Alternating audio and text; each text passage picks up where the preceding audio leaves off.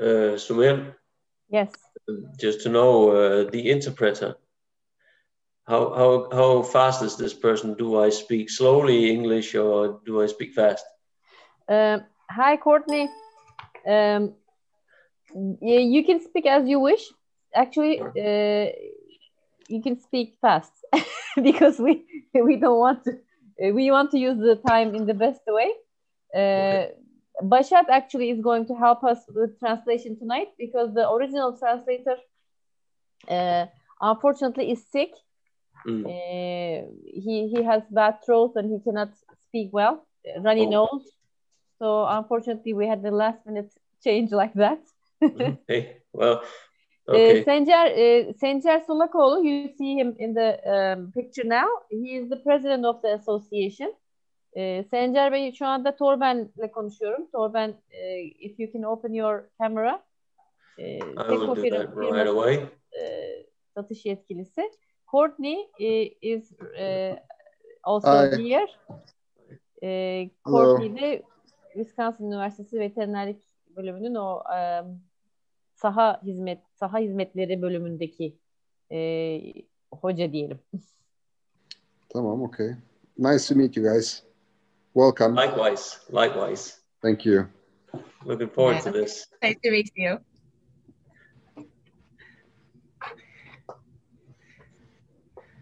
Oh, so you placed yourself in a cow barn, Courtney. That's amazing. And the cows are so quiet. It really, and it smells great. I don't smell any manure, so no flies. Well, that must be because of a very good ventilation system. You got it.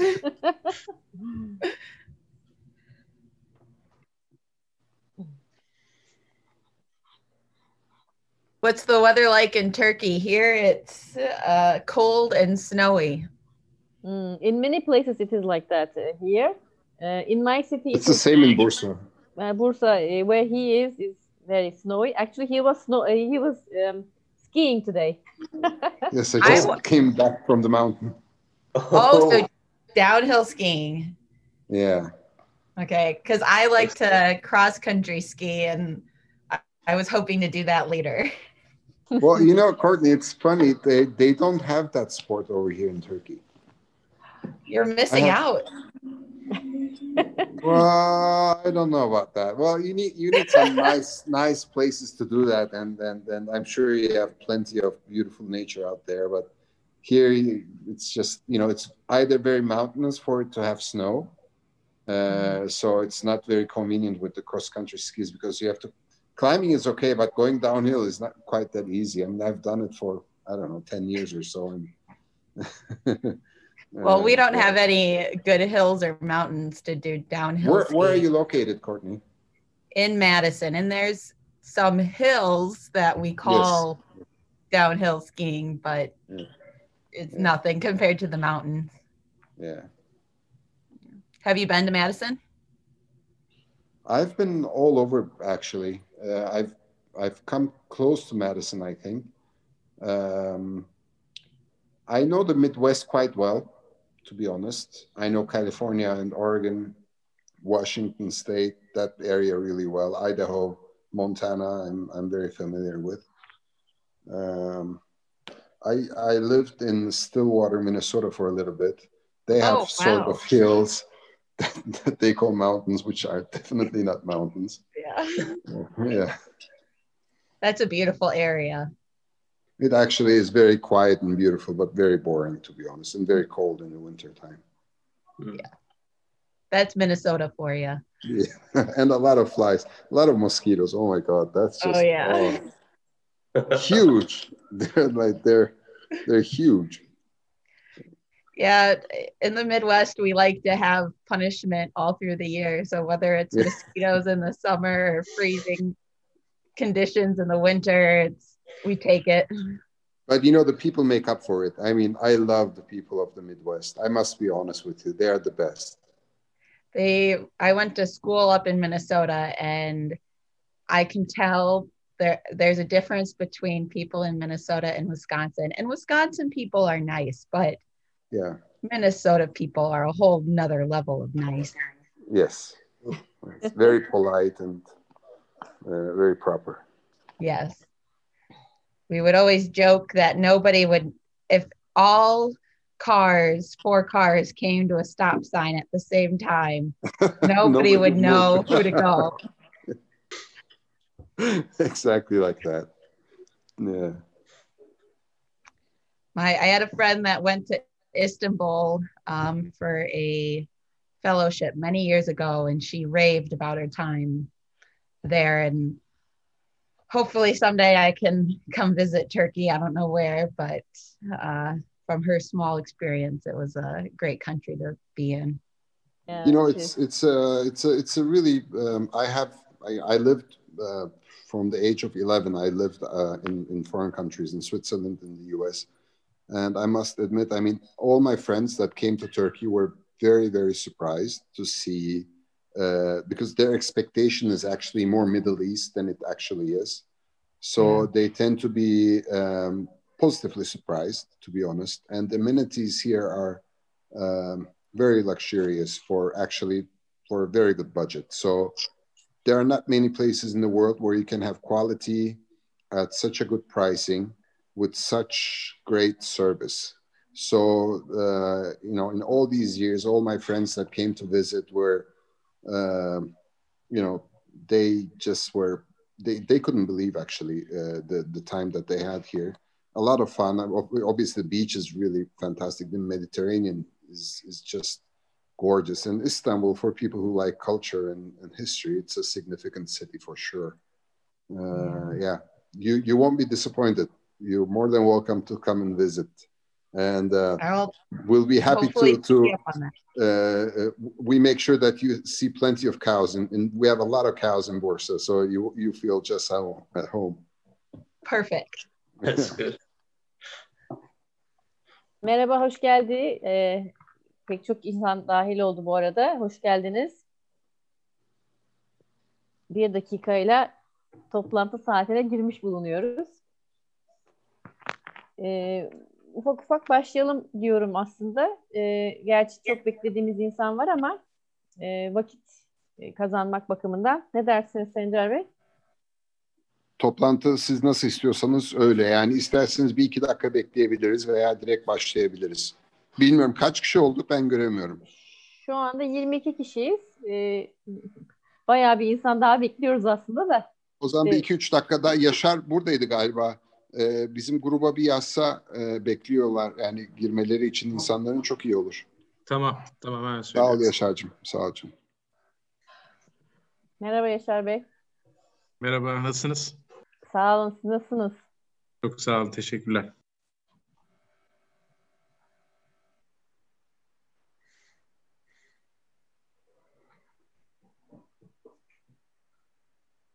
Bugün yabancı konuklarımız var biliyorsunuz ve çeviri yapmak zorundayız. Gerçi işte öyle canlı da olsunlar istiyoruz. Çeviriyi mümkün mertebe, daha doğrusu sunumları mümkün mertebe öz hale sokmaya çalıştık ki sonunda veya sırasında sorular alabilelim. Yani tekrarlayacağım tabii toplantı sırasında soru sormaktan lütfen çekinmeyin diye. Ama şimdilik bunu da anons ederek başlamış olalım. Arkadaşlarımız geldikçe onları da katarak devam edeceğiz.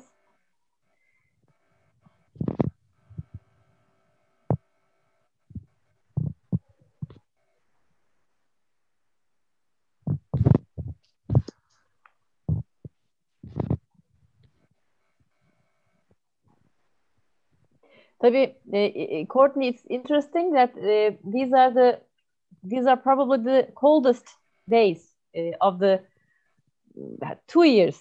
It has not been very cold, but nowadays it's very cold, and we are talking about heat. That's usually how it goes. That's right.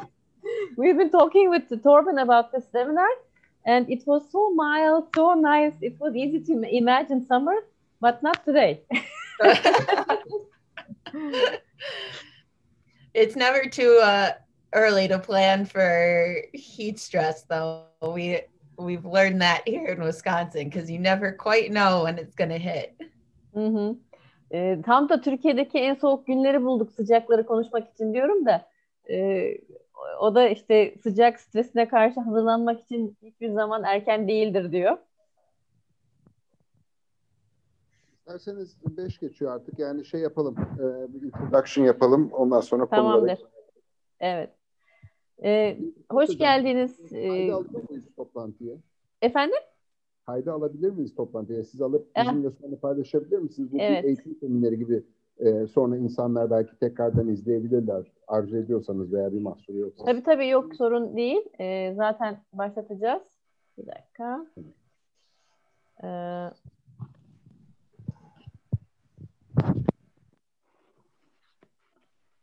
Tamam. Hello, Miguel.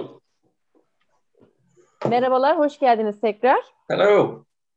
Hi, Torben. This is Miguel, my colleague. You're saying hello to Miguel. Hello, everyone. Miguel da geldi. Merhabalar, Sümer Tömek Bayındır benim adım. Hem Tüsedad'ın biliyorsunuz çiftçi olarak üyesiyiz, hem de hayvancılık alanında çalışıyoruz 31 yıldır. Ve bu alanda da pek çok teknoloji, yenilik uygulamaya soktuk ülkemizde. Daha da devam ediyoruz. Bugünkü konumuz artık hayvancılığın en çok para kaybettiği alan olarak dünyada öne çıkmış olan sıcaklık stresiyle baş etmek. Geçmişte birinci sırada döl verimi kaybı en büyük para kaybettiren konuyken bugün artık sıcaklık stresi bunun üstüne geçmiş durumda. En azından dünyadaki istatistikler böyle. Türkiye'de de öyle olduğunu tahmin ediyoruz. Biliyorsunuz ülkemizde bu tür çalışmalar pek kısıtlı kalabiliyor. Bugün aramızda Courtney Halbach var. O kendisi Wisconsin Üniversitesi'nin veteriner fakültesine bağlı çalışan Dairyland Initiative diye bir saha hizmetleri sunan birimin yöneticilerinden. Kendisi dediğim gibi şu an aramıza Wisconsin'dan katılıyor, Madison'dan katılıyor. Seko firmasından Bay Torben ve Mikkel aramızdalar. Onlar da Seko firmasının ki Kanada orijinli bir firma olup kendileri Danimarkalılar. Onların sunumlarını izleyeceğiz ardından. Bugün bir hoş geldin diyerek başlamak istiyorum. Ardından Torben bir hoş geldin demek istediğini iletmişti. Kendisine söz vermek istiyorum. Torben, I just said my hello.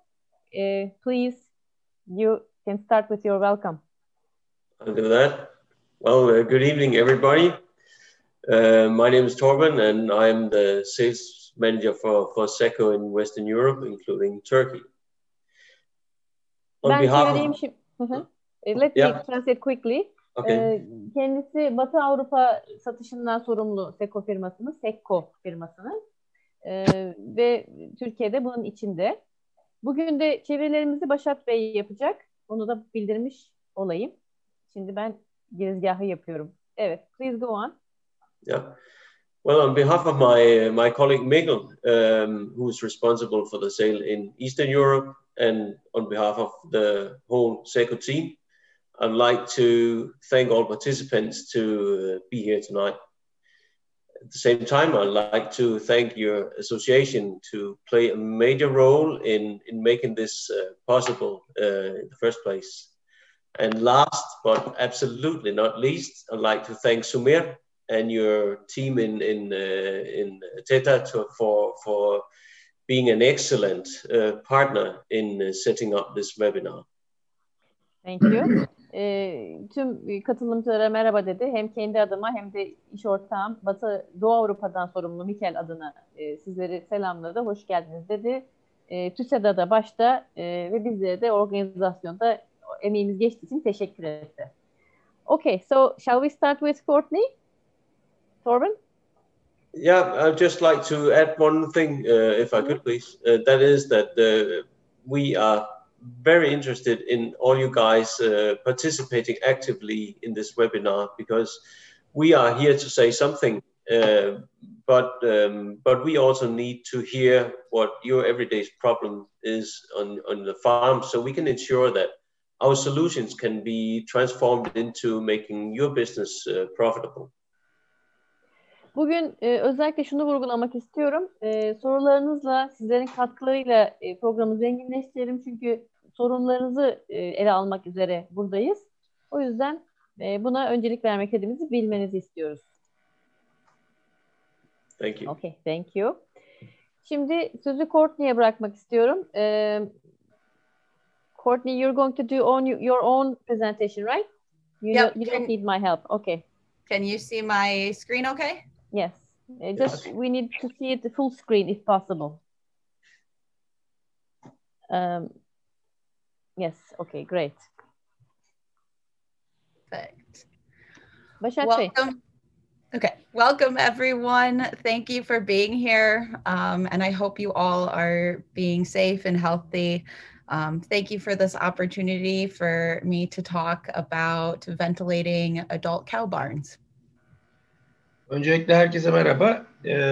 Ben yoğun bir mesaiden sonra şimdi İngilizce dönüş yapmakta biraz zorlanabilirim. Lütfen kusura bakmayın bazı çeviri aksiliklerinde. Şimdi Courtney bize havalandırma ile ilgili sunumunu sunacak. Herkese tekrar merhaba dedi. So my work has been with the University of Wisconsin. We have looked at ventilating adult cow facilities as well as creating fast moving air in the resting space over the last couple of years. And the point of this presentation today is to share what we've learned with all of you so that you can make sound decisions as to how you're going to ventilate your barns. Wisconsin Üniversitesi ile beraber yapmış olduğumuz hava akımlarının ve serinletme çalışmalarının neticelerini burada anlatacağım. Courtney, please keep the sentences as short as possible so that I will not forget and translate.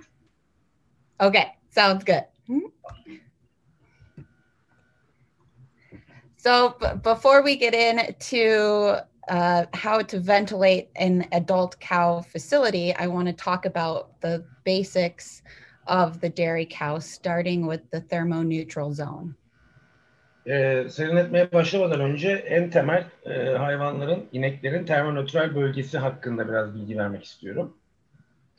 Yeah. The core area where the cow is most comfortable is between 4 degrees Celsius and 21 degrees Celsius.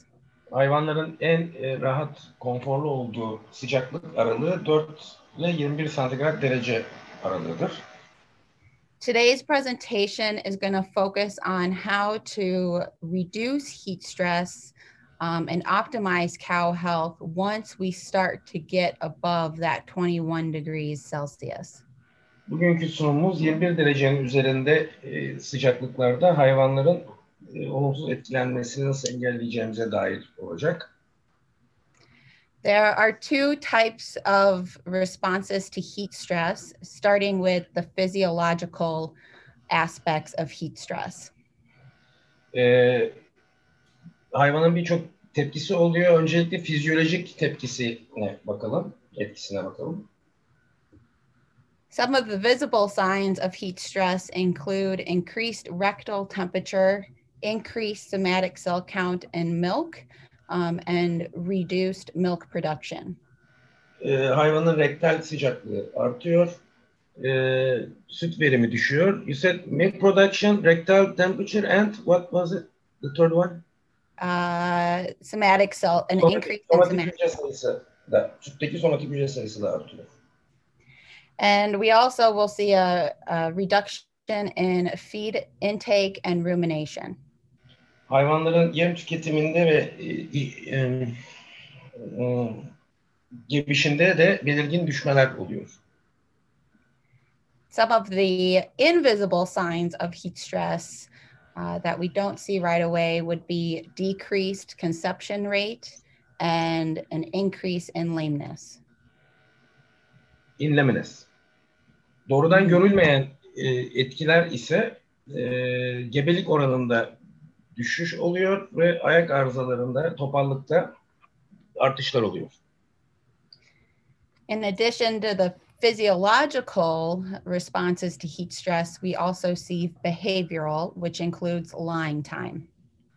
Sıcaklık stresine hayvanların vermiş olduğu tepkilerden biri de yatma süresindeki değişimler. 30 cows were followed for a period of 6 days in Wisconsin where there was an increase in heat stress. 6 gün boyunca Wisconsin'de 30 ineğin artan sıcaklık stresindeki tepkisini izledik. As the temperature increased from almost 20 degrees to 26 degrees, we saw a reduction of 4 hours per day in lying time. Yaklaşık 20 dereceden yaklaşık 26 dereceye artan sıcaklıkta hayvanın gün içerisinde yatma süresi de 4 saatlik bir kayıp olmuş ortalama.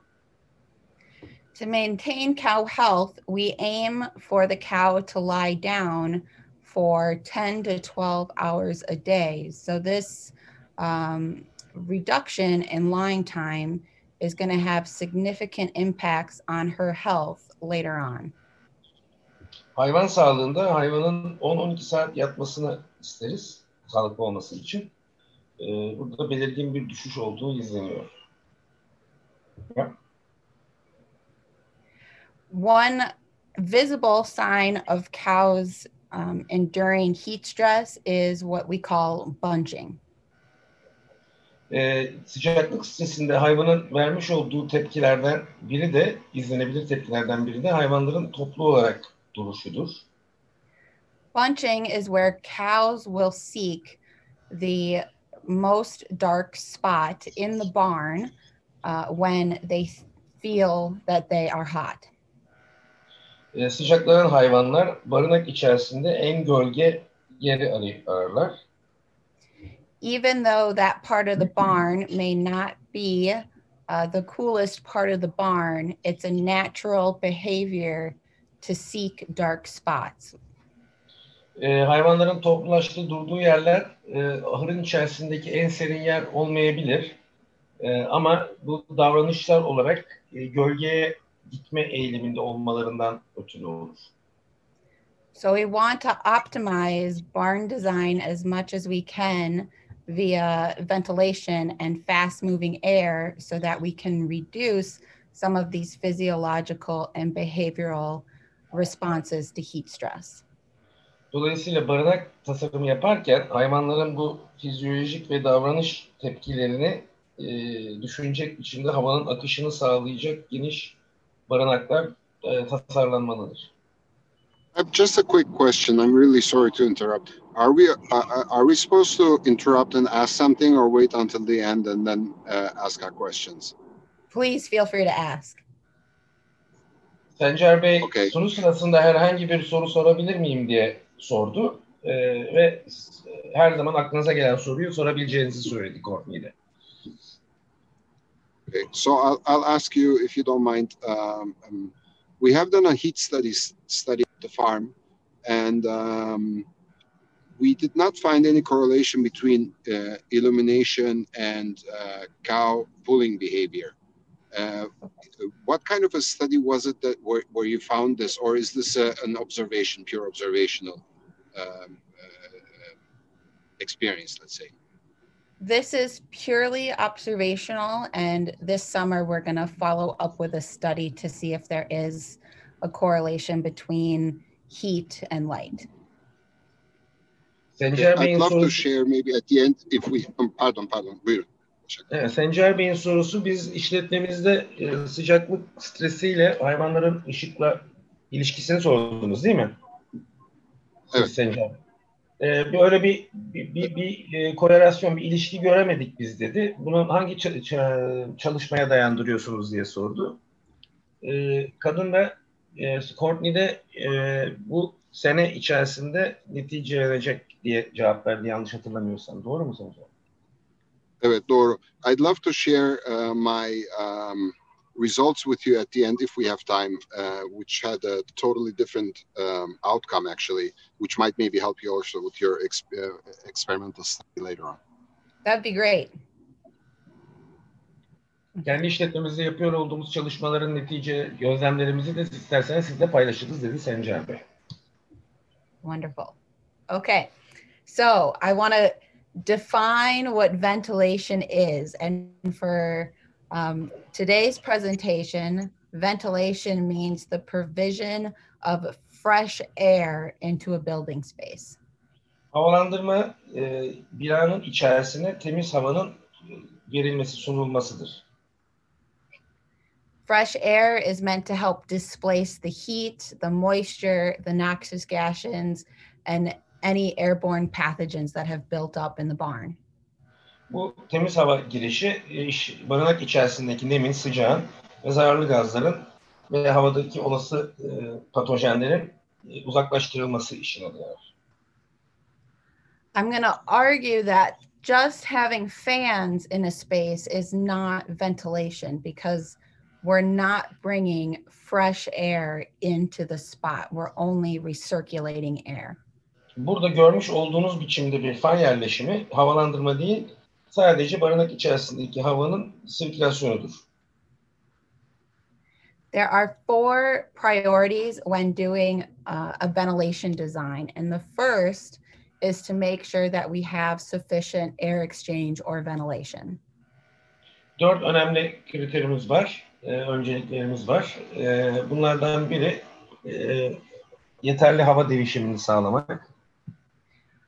We also want to target fast moving air in the resting space to keep cows lying down longer. Hayvanların yattığı bölgedeki, dinlendiği bölgedeki havayı hedeflenen hava hızına ulaştırmak.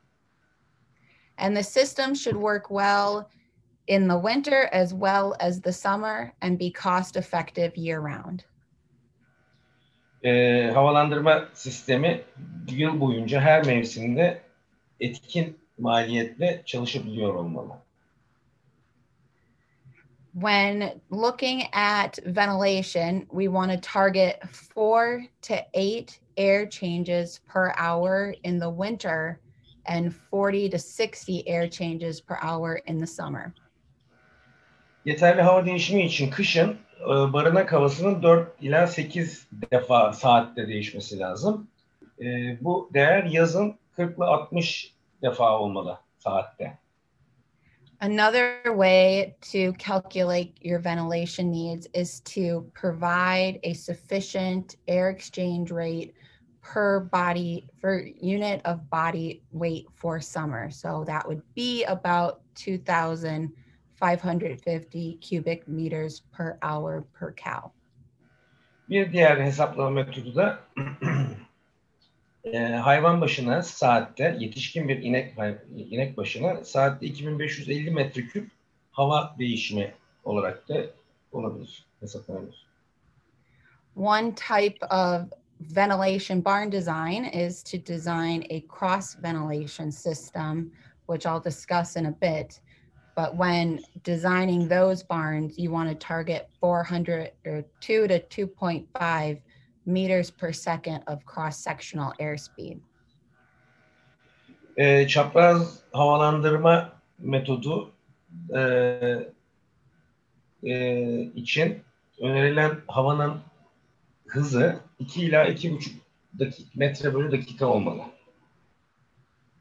And to ensure good mixing of air within the barn, we want to make sure that the inlet opening will allow air to come into the barn at 2.5 to 4 meters per second. Entrance speed of the air, right? Yeah. Tamam. Hayvanların düzeltiyorum. Havanın barınağa giriş hızı 2,5 ila 4 metre bölü dakika olmalıdır. There are multiple ways to ventilate a barn, and here are 4 different options and how those barns are designed for each of those options. Burada havanın giriş şekliyle, giriş biçimiyle ilgili 4 ayrı havalandırma modeli görülüyor. For natural ventilation, you have a smaller barn with open curtain sidewalls and a open ridge with a steeper pitched roof.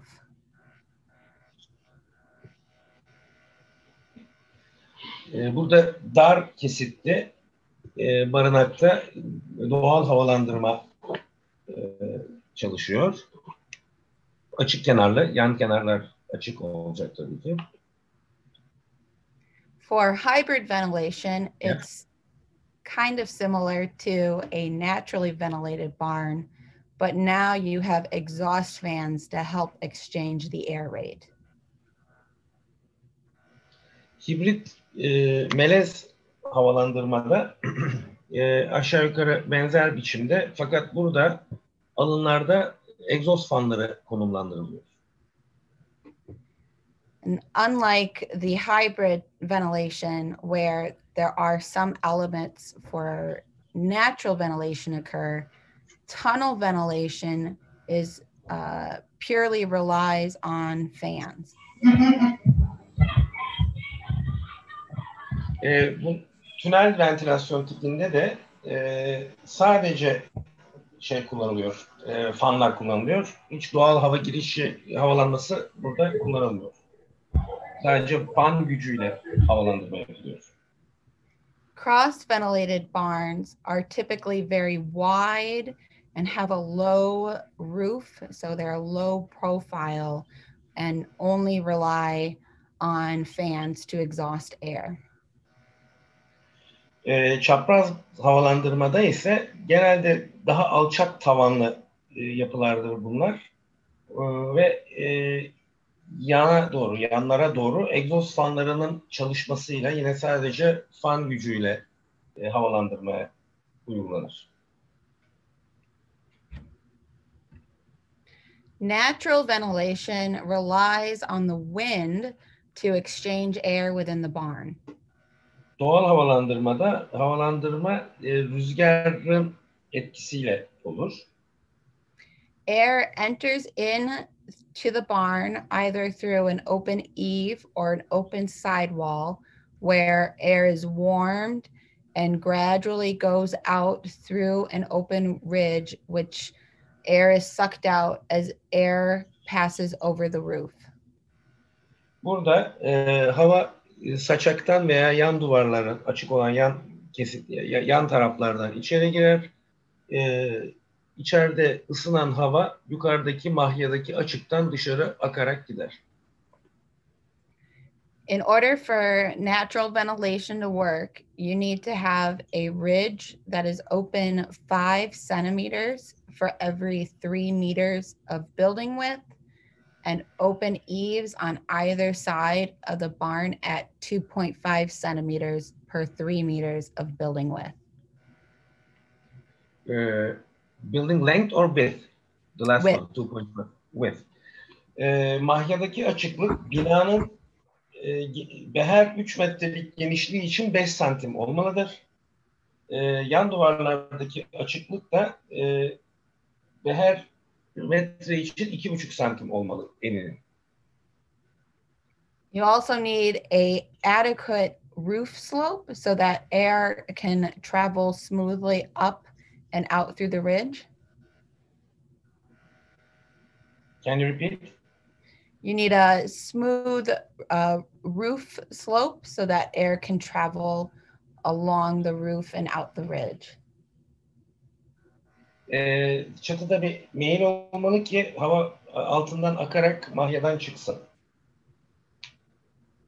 And then the barn should be free of wind shadows, so no nearby buildings or trees or crops that could reduce the amount of wind entering the barn. Excuse me? You want to reduce the wind shadow or any buildings that could block air from entering into the barn. Havanın barınak içine girmesini engelleyecek yan perdeleri kaldırmalısınız. Engelleri ağaç olabilir, başka bina olabilir.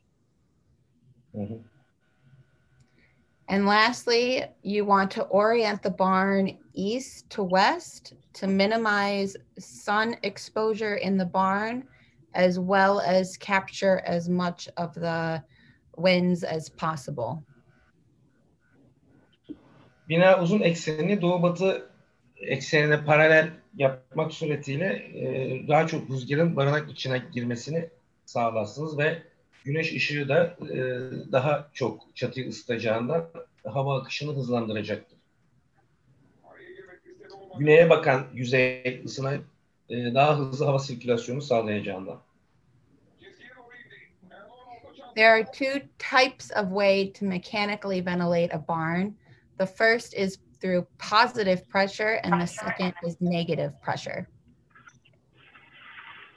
İki türlü havalandırma var. Biri pozitif basınçlı, diğeri negatif basınçlı, vakumlu.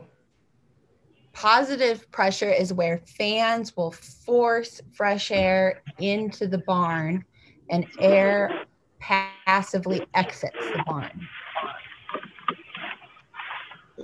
Pozitif basınçta barınak içerisine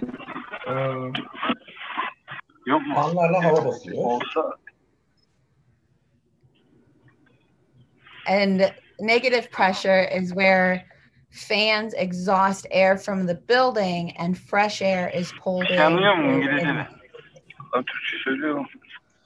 Negatif basınçta ise barınak içerisindeki hava dışarı doğru fanlarla çekilip atılıyor.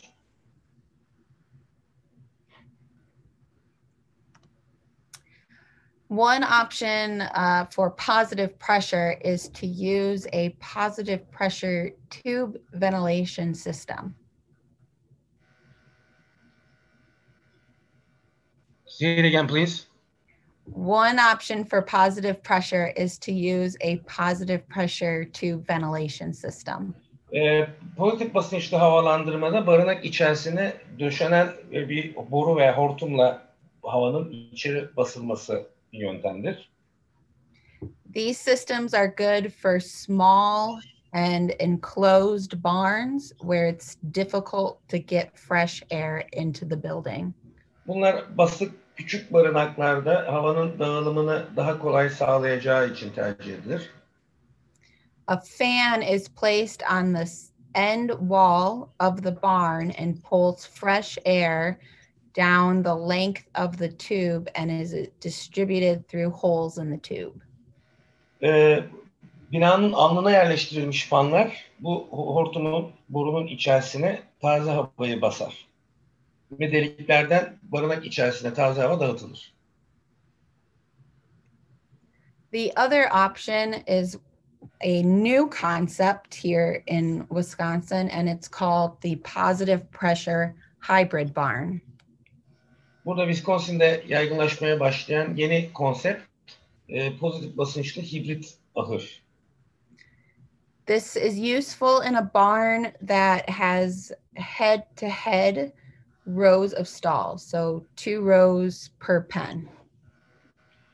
Burada hayvanların yerleşimi kafa kafaya durakların olduğu biçimde oluyor. Hayvanlar kafa kafaya duruyor yatak bloklarında. The barn relies on natural ventilation during the winter, where part of the curtain is open. Kışın burada doğal havalandırma uygulanıyor. Perdeler açılıp kapatılmak suretiyle havanın doğal akışla içeri girmesi sağlanıyor. And in the summer, the curtains are closed and air is pushed in via these fans along both of the side walls. Yazın ise perdeler tamamen kapatılıyor ve saçak altında görüyor olduğunuz fanlarla hayvanlara doğru taze hava sürekli olarak atılıyor. This helps get the 40 air changes an hour, which is recommended in the summer, and it creates fast moving air in the resting space. Bu şekilde yazın olması gereken 40 defa hava değişimi sağlanabiliyor. Air then exits out through an open ridge down the center of the barn. Saatte 40 defa hava değişiyor ve içeri basılan hava mahyadaki açıklıktan dışarı çıkıyor. Kirli hava. Temiz hava yanlardan basılıyor. The two types of negative pressure for ventilation is tunnel and cross ventilation. İki tip var. Biri çapraz ventilasyon ve diğeri tünel ventilasyon. Ventilasyon demişim, havalandırma, özür dilerim. Çapraz havalandırma ve tünel havalandırmadan bahsediyoruz. Fans are located on one end of the barn and air travels in through inlets located on the opposite end. So air moves along the entire length of the barn. Özür diliyorum, düzeltiyorum önceki söylediğimi. Şimdi negatif basınçlı havalandırmaya geçiyoruz. Burada da iki tip var. Öncekinde iki gibi, birinde çapraz havalandırma, diğerinde tünel havalandırma. Burada hava giriş deliklerinden hava giriyor. Fakat tersi yönde fanlarla içerideki hava zorla dışarı atılıyor. Egzoz olarak dışarı atılıyor. Buna negatif basınçlı havalandırma deniyor. And also in tunnel, the air is hitting the sides of the cows as it moves along the length of the barn. Tünel havalandırmada ahırın boyunca paralel akan hava ineklere yandan vuruyor. In cross ventilation, inlets are located on one end of the barn with fans on the other, and air moves across the width of the barn. Çapraz veya işte yandan yapılan havalandırmada emilen hava hayvanları boyuna paralel akıyor. The air then travels across the length of the cow. Yes. I told it already. Okay. There's no difference or benefit between which direction the air travels across the cow. Hayvanların yandan veya boyuna olarak akmasının sağlayıcı, birinin diğerine bir avantajı yok. İkisi de yeterli. Tunnel ventilation barns are best for long, narrow barns with about 4 to 6 rows of stalls. Tünel havalandırma daha uzun basık ahırlarda iyidir. 4 ve 6 sıralı barınakların havalandırılması için tercih edilir. You can use baffles or fans to help move the air along the length of the barn. In the barn. Yeah. Hı-hı. Havanın daha hızlı akmasını sağlamak için barınak içerisine sıralı fanlar da yerleştirilebilir. The longest the barn can be for a tunnel ventilation system is about 150 meters, because if it's too long, we have poor air distribution in the barn. 150 or 115? 150. Okay. Tünel havalandırmanın uygulanabileceği en uzun barınak boyu 150 metredir. Ondan daha uzun ahırlarda artık havanın dağılımı veya havalandırmanın etkisi azalır. These barns have about a 3 to 4.5 meter high sidewall and a lower roof pitch of 0.5 to 2 and 12. Kenar uzunluğu 3 ile 4,5 metre, düzeltiyorum. Saçak yüksekliği 3 ila 4,5 metre olan barınaklarda kullanılır. I don't understand this 12.05 to 2 thing. What is this? It's the slope of the roof. So instead of having a steeper slope, it's. So this 12 is the percent. 12% slope. Yes. Çatı eğiminin %12'ye kadar olduğu ahırlarda ve saçak yüksekliği 3 ila 4,5 metre olan yerlerde tipik tünel havalandırması uygulanır. And then typically air comes in through inlets that are created using curtains. Havanın giriş yerleri yan duvarlarda perdeli olur. Genelde. Tipik olarak.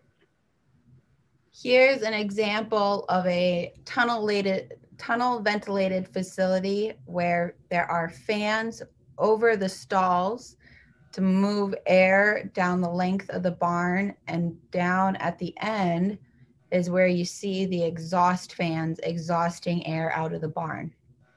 Burada yanda perdelerin açık olduğu halini görüyorsunuz.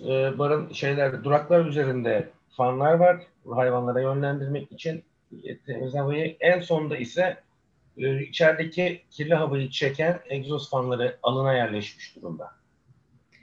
Air is coming in through inlets on the end of the barn where we're looking from, and then traveling down the length of the facility. Bu uygulamada havanın girişi şu an baktığımız tarafındaki alnında, baktığımız tarafın tersinden giriyor hava ve gördüğümüz manzara boyunca ilerleyip dışarı atılıyor.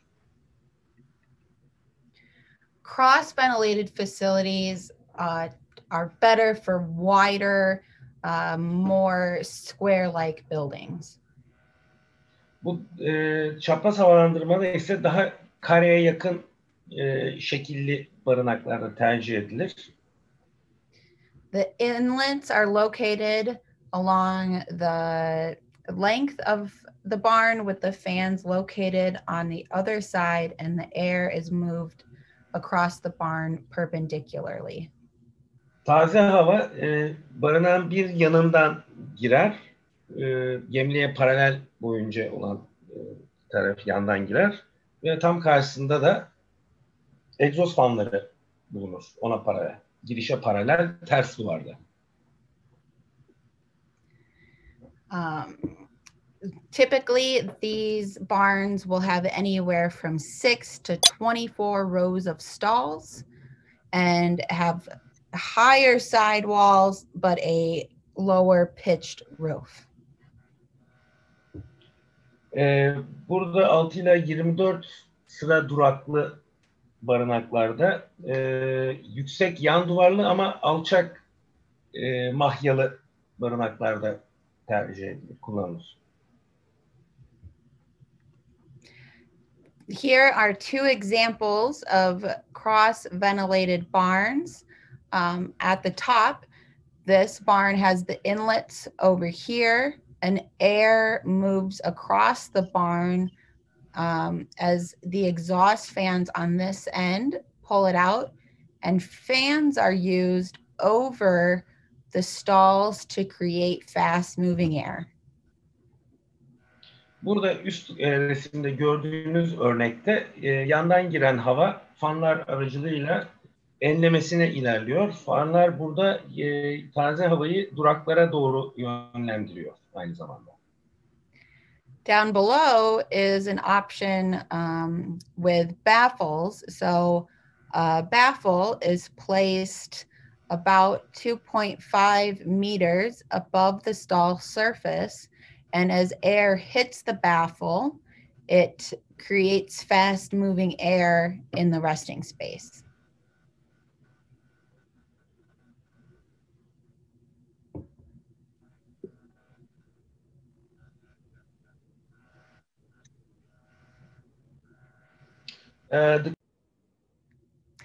Okay, yeah. The other way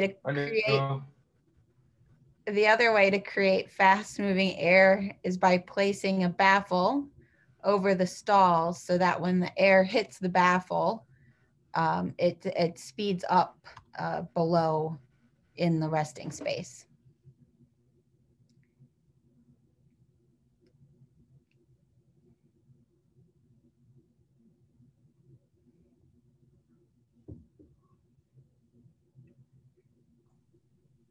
I think he got disconnected. Okay. Okay. Yeah, I'm back.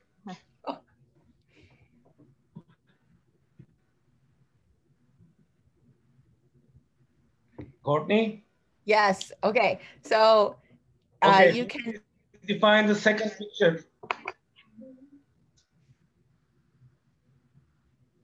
Hello. He's asking you to say the sentence for the second picture. Okay. So air, you can use baffles over the stalls to create fast moving air. So when air hits the baffle, it speeds up as it goes below it. Bölmeler konuyor. Baffle nedir bilmiyorum. Bölme yani separatör. Bak tepede tamam. engeller konmuş. Hı hı. Peki. Conan, are these baffles over the stalls? Yeah. Yeah. Durakların üzerine bir takım plaka şeklinde engeller koyuyor. Buraya çarpan havanın hayvanlara yönelmesi sağlanıyor böylece.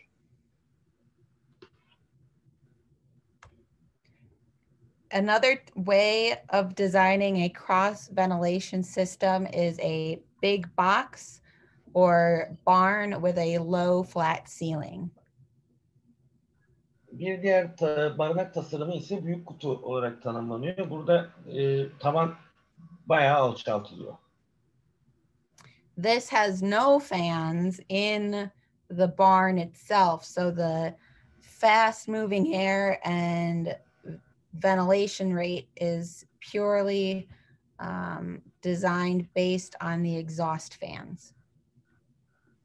Burada hayvanların bulunduğu bölgeye fan konmuyor. Hava akışı, havalandırma tamamen egzoz fanlarına odaklanmış. While ventilation is very important in barn design, we also want to think about how we can keep the cows lying down. Önemli olan bizim için hayvanları yatar duruma tutmak. Nasıl yatırırız onları? We want to create fast moving air in the resting space, either with fans or baffles. İster fanlarla, ister duraklar üzerindeki engel plakalarla hayvanların yattığı yerde hava hareketini sağlamalıyız. Havayı oraya yönlendirmeliyiz. And why we want to create fast moving air in the resting space is because when cows lie down, they accumulate heat. And so to dissipate heat, they have to stand up. And we want to limit how often they stand up. Yatak yerlerinde hızlı hava hareketini sağlamamızın sebebi hayvanlar yatarken sıcaklık üretirler, sıcaklanırlar. Dolayısıyla bu sıcaklamayı engellemek üzere ayağa kalkmalarını engellemek için yatak yerlerinde bol hava, hızlı hareket, hava hızı vermemiz gerekiyor. Research has shown that we want to target air speeds of 1 to 2 meters per second in the resting space. Hayvanın dinlendiği, yattığı yerde, duraklarda hava hızının 1 ila 2 metre bölü saniye olması gerektiğini araştırmalarla bulduk. There's no benefit in terms of increased lying time when we go above air speeds of 2 meters per second.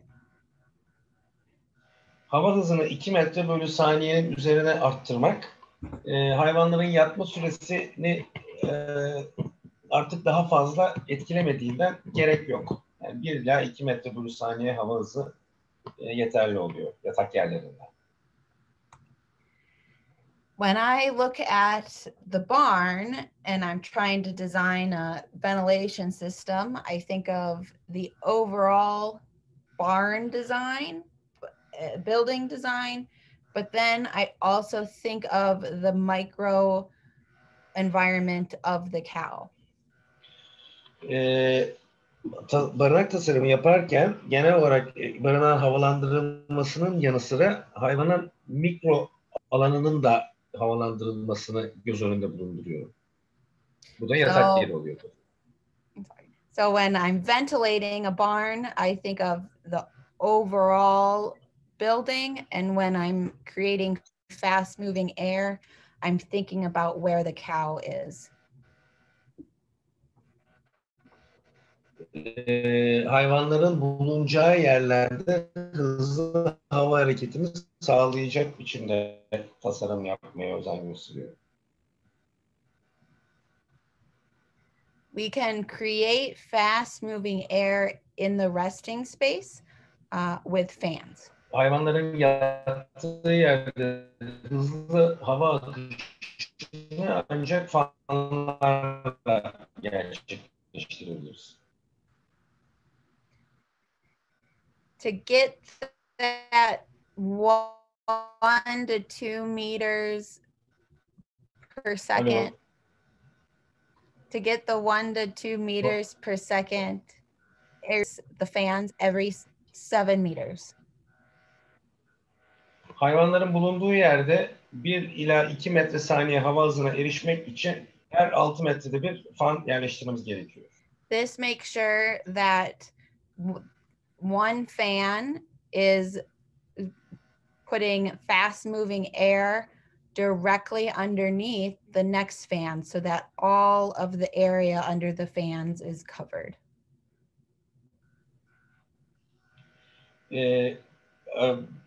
Arkadaki fan bir sonrakinin altına doğru havayı üflemeli. Böylece yatak yeri boyunca, duraklar boyunca hızlı hareket eden hava akışı sağlansın.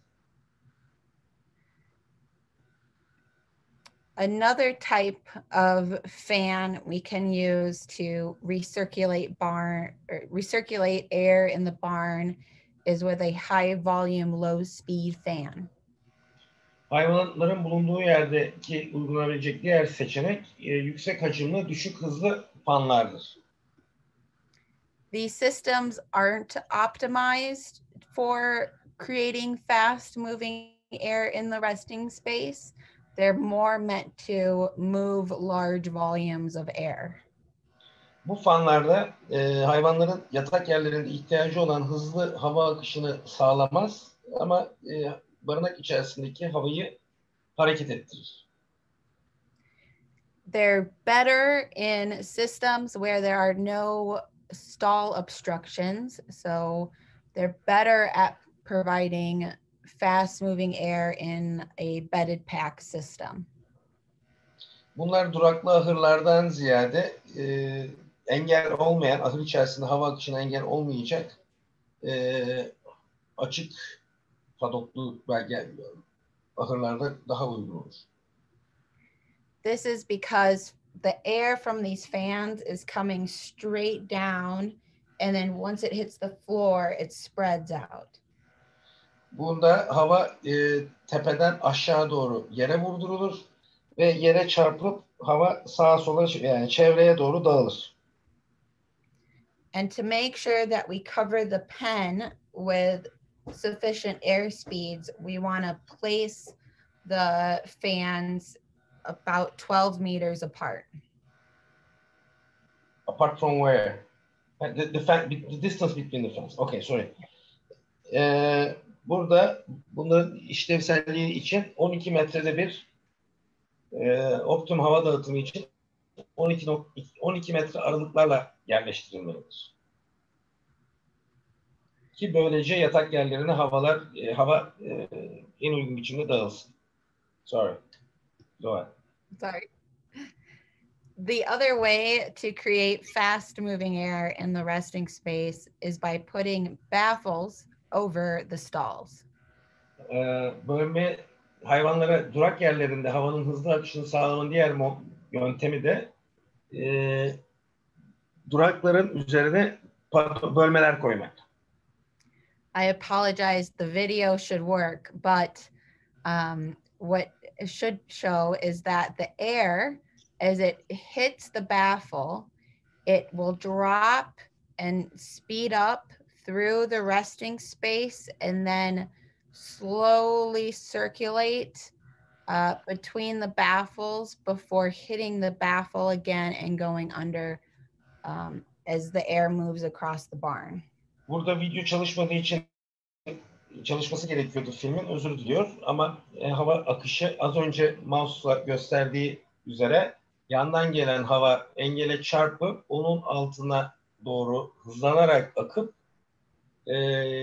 dönüp bir sonraki engele çarpana kadar hava uzaklaşacak ve orada da tekrar hızlanıp çarptıktan sonra yataklara doğru hava hızlanıp dışarı doğru çıkacaktı. Onu anlatmaya çalışacaktı bu videoda ama çalışmadı video. During the winter, we will sometimes see problems with moisture accumulation between the baffles because of low ventilation rates. Ahırın egzoz tarafında aşıklarda zaman zaman düşük havalandırmaya bağlı olarak nemlenme görülebilir diyor.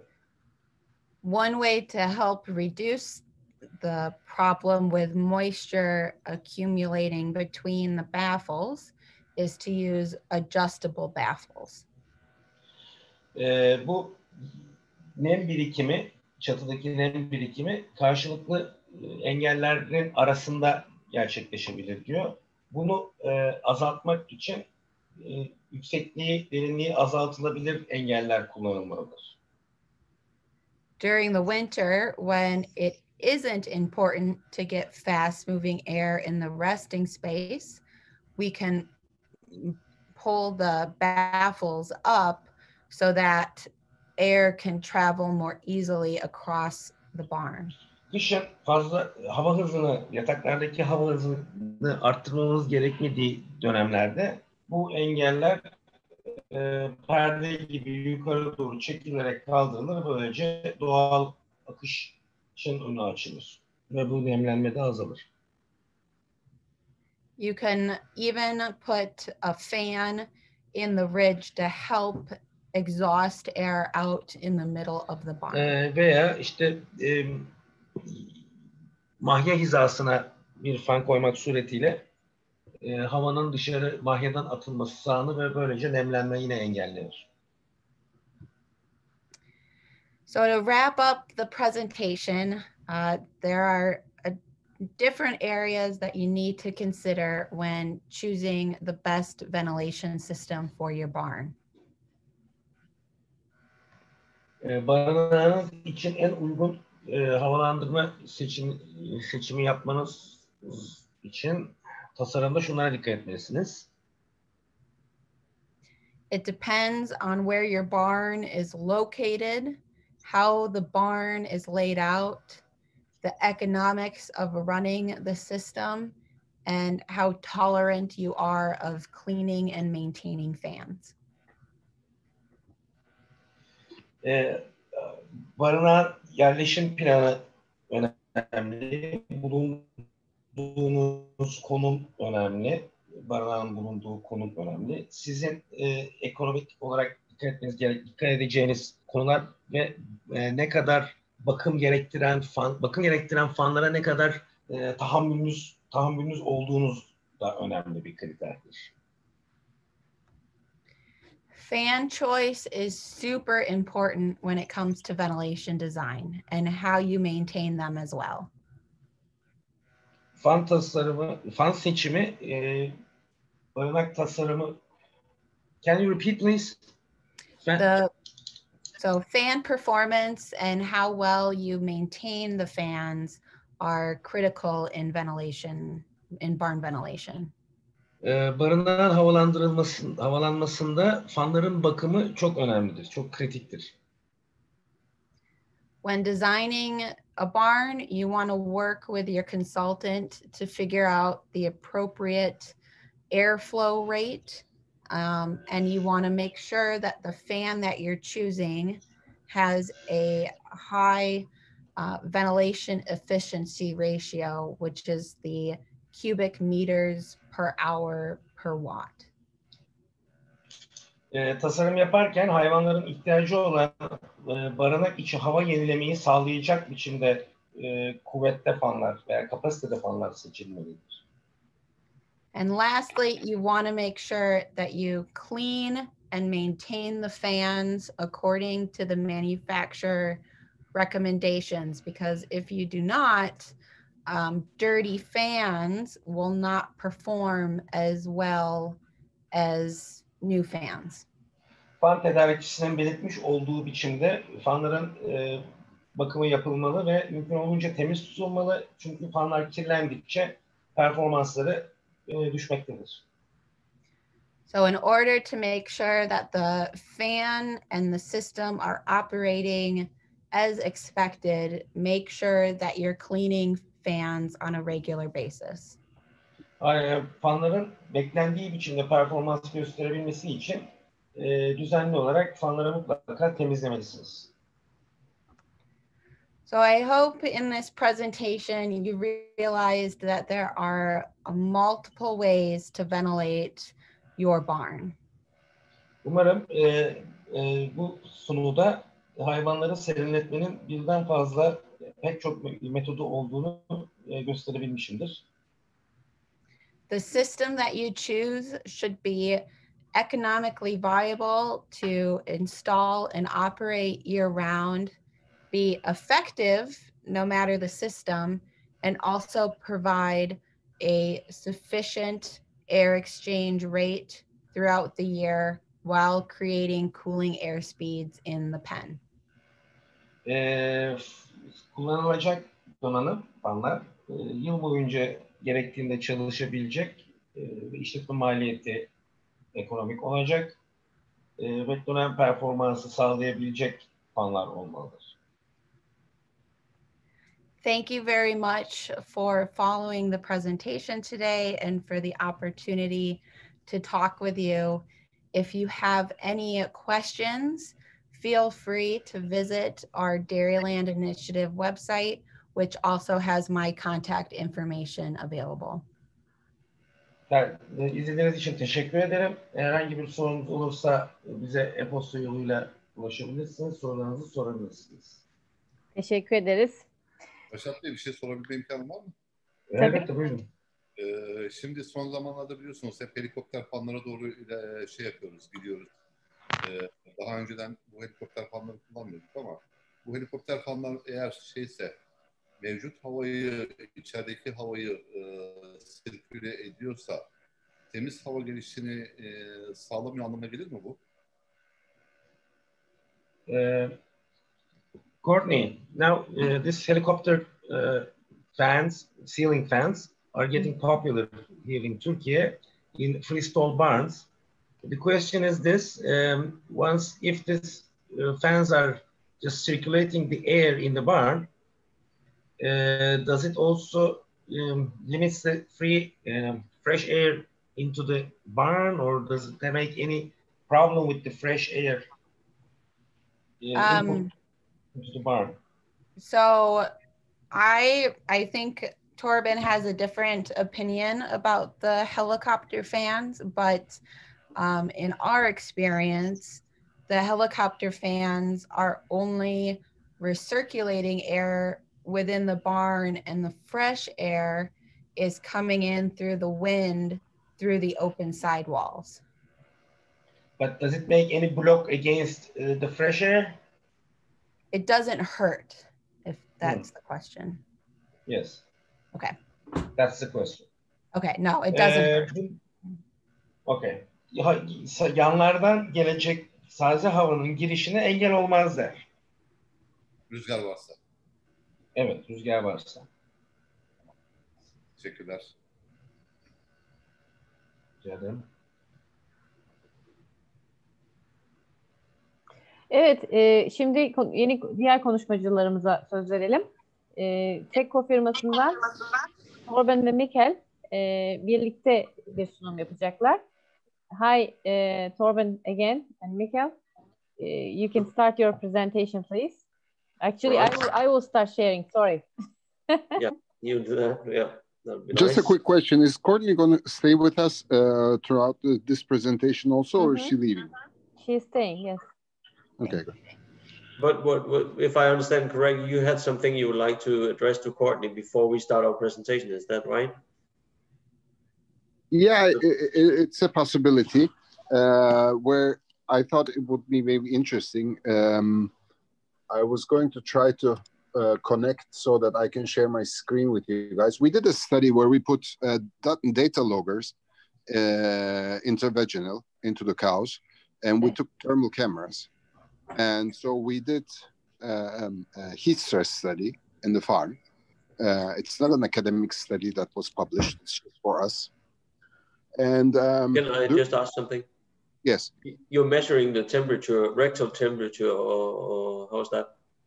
Yes, vaginal. So we put it into vaginal temperature for 3 days, because the data loggers don't have the battery capacity or the memory capacity.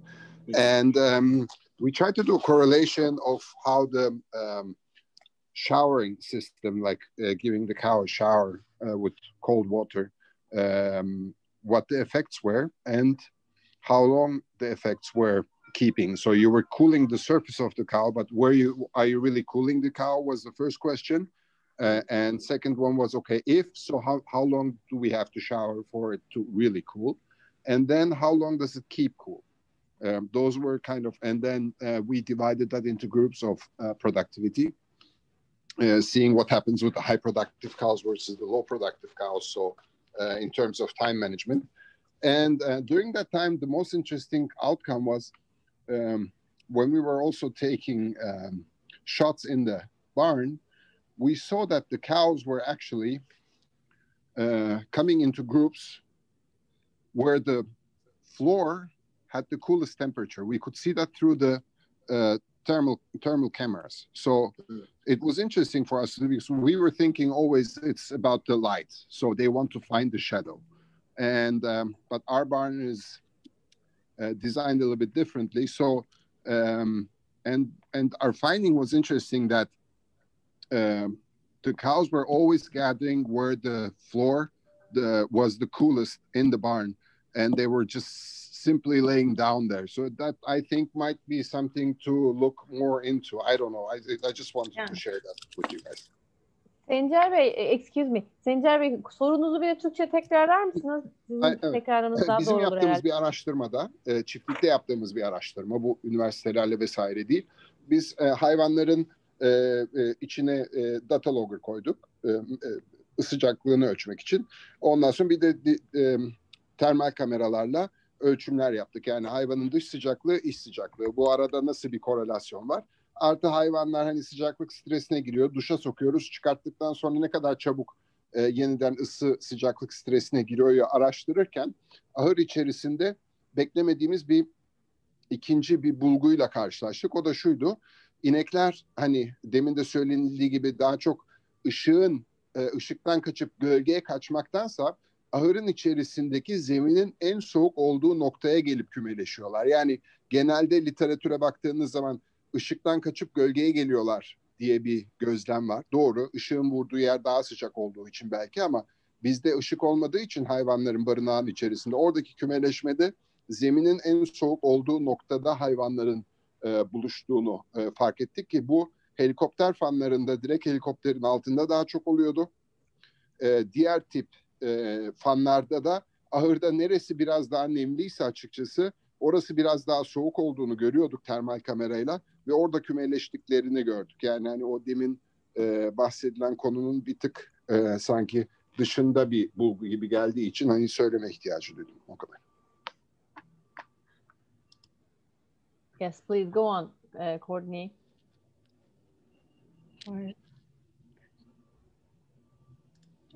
No, so I think that's it's a very interesting concept, looking at the floor temperature versus lighting. There could be some possibilities there. A colleague, Dr. Jennifer Van Oss, did a study looking at showering cows in the parlor.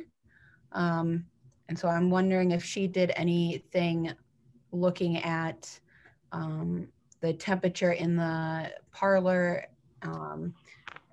versus between showers and if that had any effect. So I'm trying to look it up right now and then I can show you maybe some pictures of it, but I don't think it's maybe of interest of many people. Maybe I do that privately. It's just basically where the cows were accumulating was always wherever it was the coolest in terms of the floor, we have pack barn. We don't have stalls. So Okay. where was the coolest is where they were actually gathering. So this was a very interesting for us because we thought also it was the illumination effect.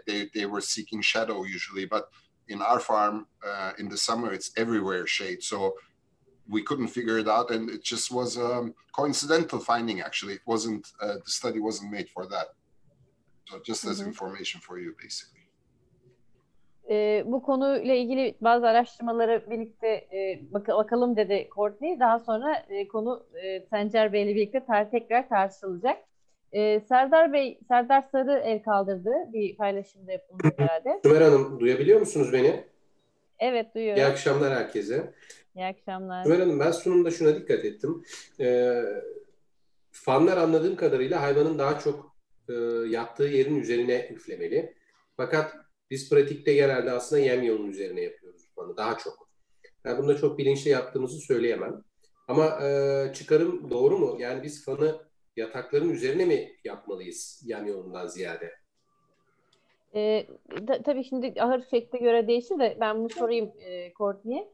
In your presentation, I see there a lot of applications about the area where the cows are resting. However, our general practice is to implement the fans by the feed alley. So, is there anything you want to say about that? Is there which one do you suggest? So we want to prioritize the resting space because that's where we want cows spending most of their day. They're only going to spend a couple hours at the feed bunk, whereas we want them in the resting area 12 hours a day. So if you're going to get more bang for your buck from the fans, we'd prioritize the resting space. Tabii ki daha çok zaman geçirdikleri ve geçirmelerini istediğimiz yer yataklar olduğu için oraya öncelik tanıyoruz. Ama sunumda da gördüğünüz gibi çeşitli ahır tasarımlarına göre farklı uygulamalar mevcut. Yani sorunun cevabı öncelik yattıkları yer olabilir. Yalnız bir de şöyle bir durum var. Bizde hayvan serinletmede duşlama metodu da yaygın olarak kullanıldığından ve hayvanların zorla serinletilmek üzere yemlik kilitlerinde kilitlenip orada yağmurlanıp tekrar kurutulması metodu yaygın olduğu için yemlikte de fanlar bolca bulunuyor. Courtney, here we are showering cows a lot because it doesn't result in the best way otherwise. So shower plus fans, the best application area is the feed alley. Therefore, it's most common.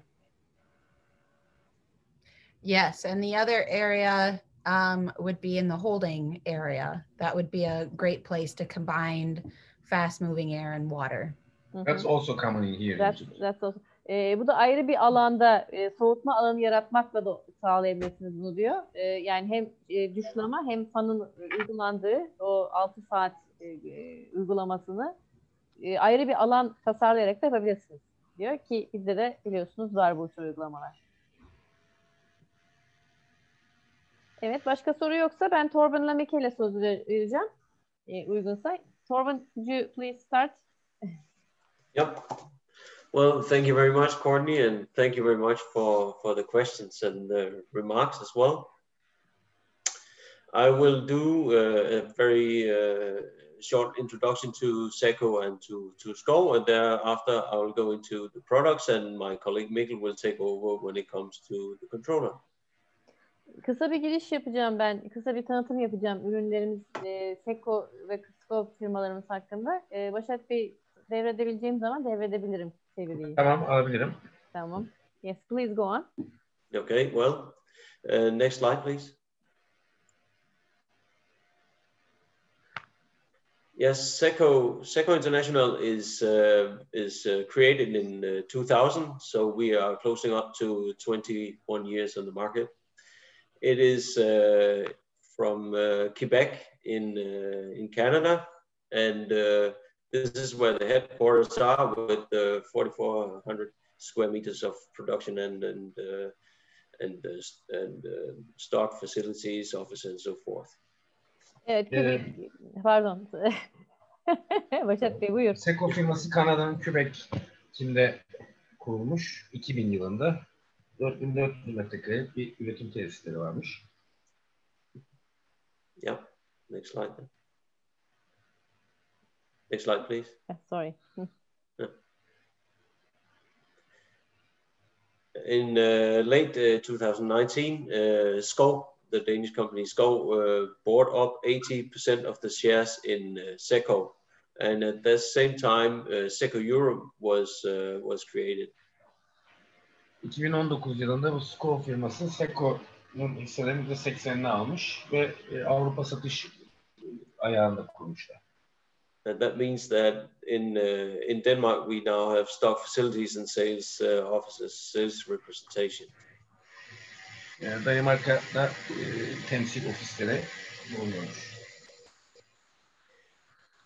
And the vision for Seco and Skov is that we should be the largest and most acknowledged partner providing the climate solutions for and farm management for animal production worldwide.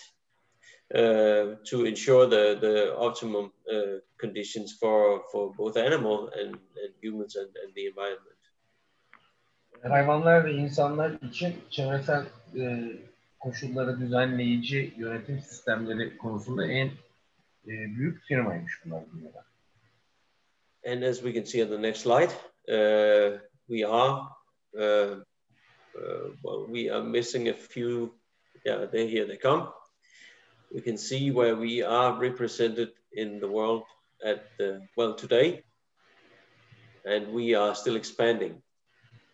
Şu an dünyada temsil edildiği noktaları görüyorsunuz. Daha da bu büyüyecek, devam ediyor dünya genişlemeye.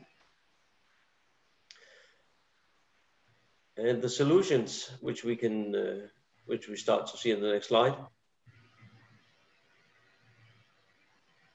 Next slide, please. Yes, thank you. Seco has both mechanical and natural ventilation and combines these ventilations. Here we see ventilation systems, and here we see an example of our curtain system and natural ventilation.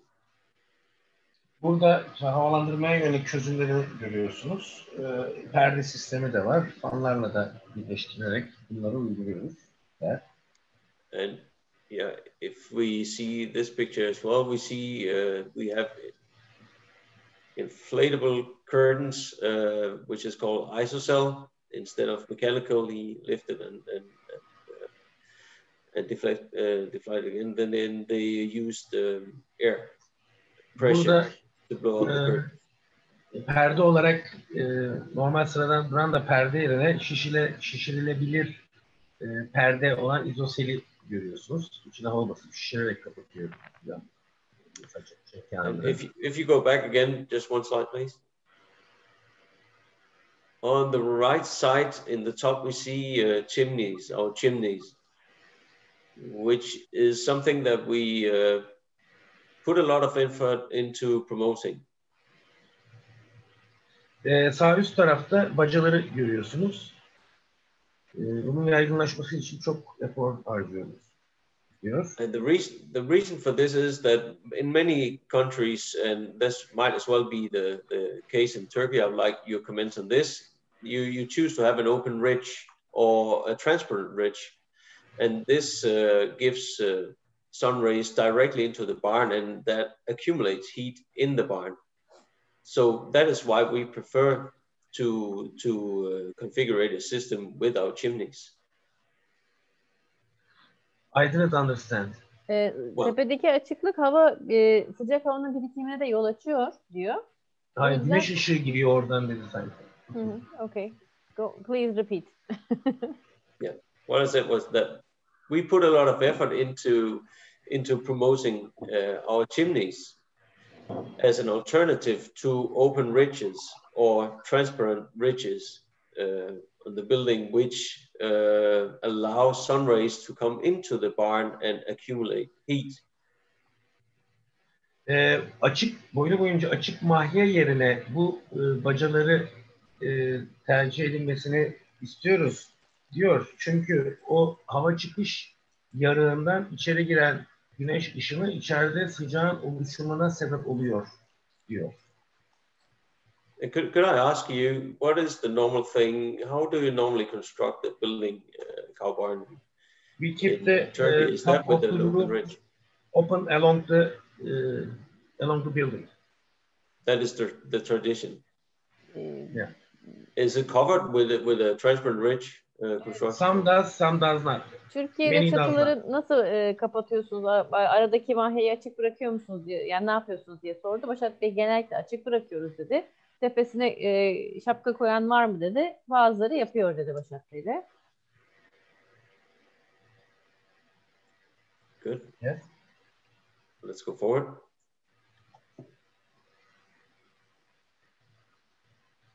Courtney talked about positive pressure, and we also have different systems with the positive pressure, and one of them is the tube ventilation that Courtney also addressed before, where we use a tube to distribute the air pushed in by a fan.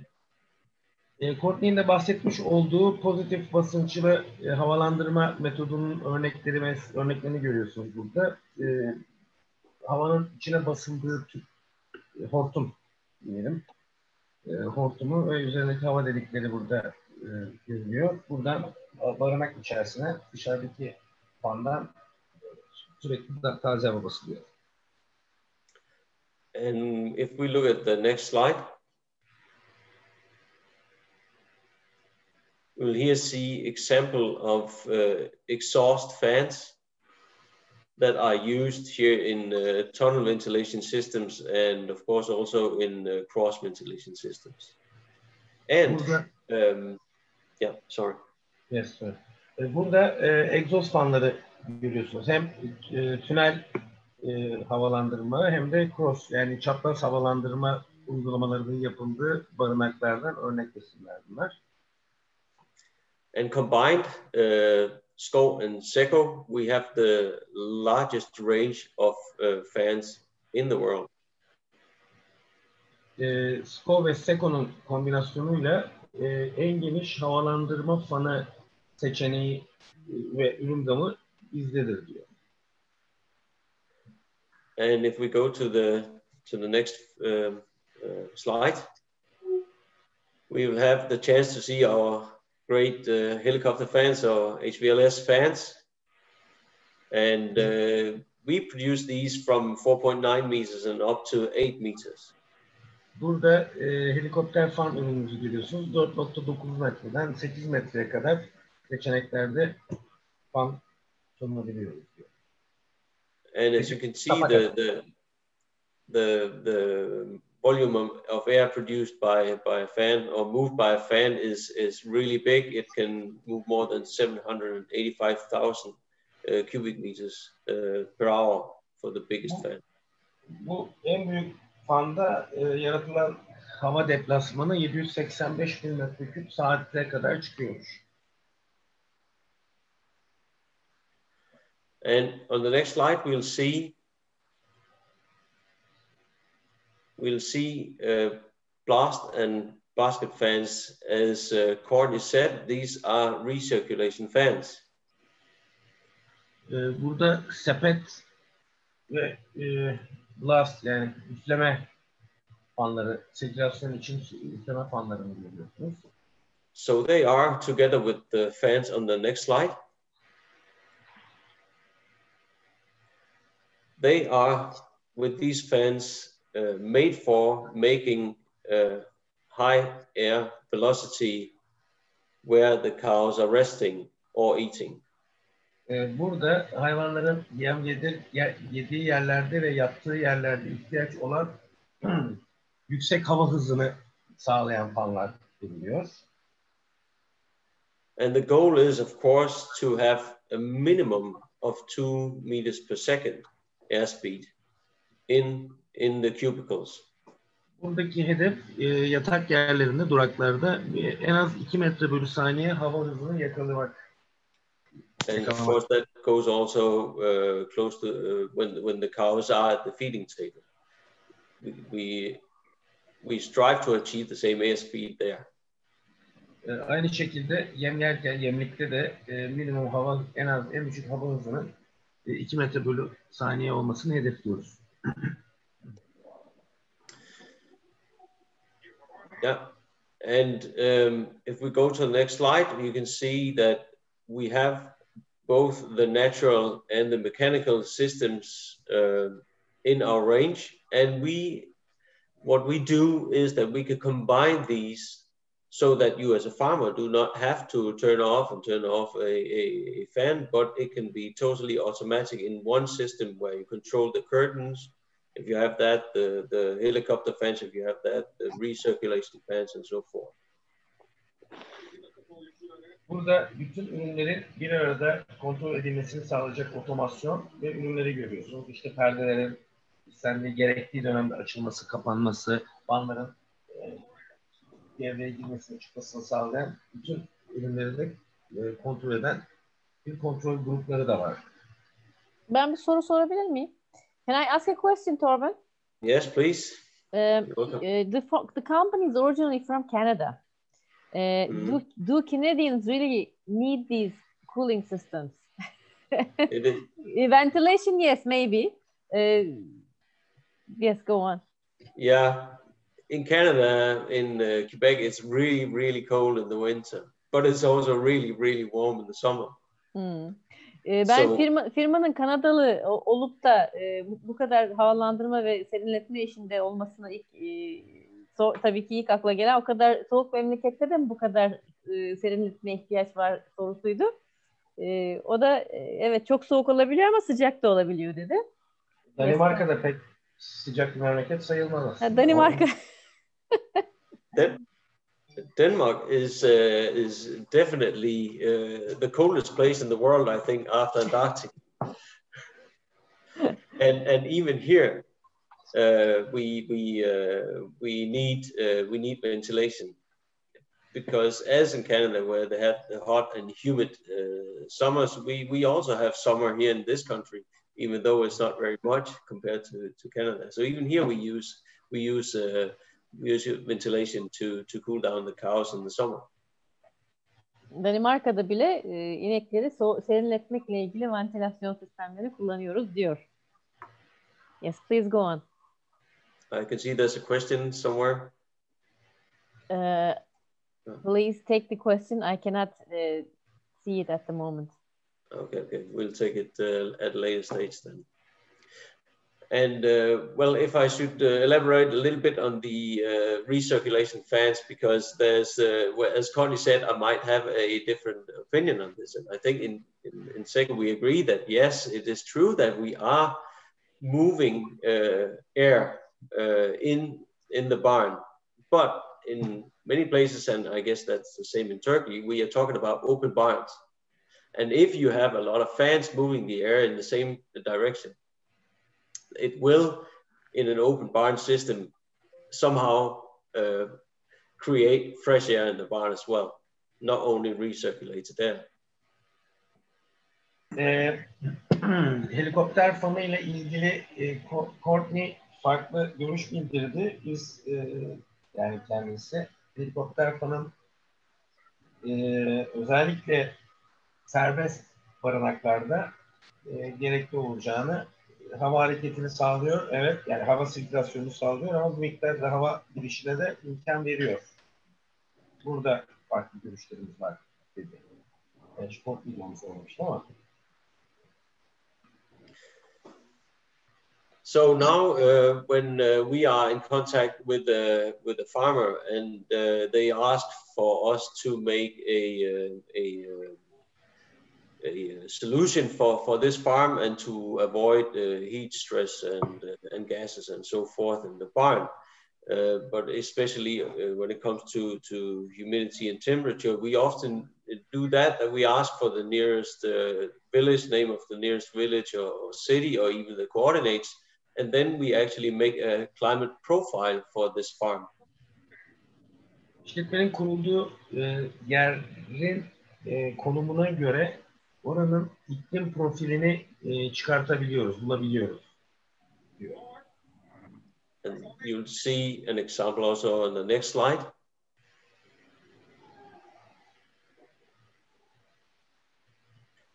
And now what we do here is that we show often how many hours or days where you have a risk of having heat stress in your herd.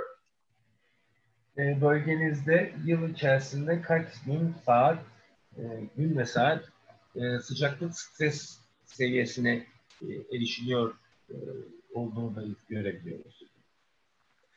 And with this, we will be able to calculate with help from the farmer that how much she actually loses in outcome when it comes to yield.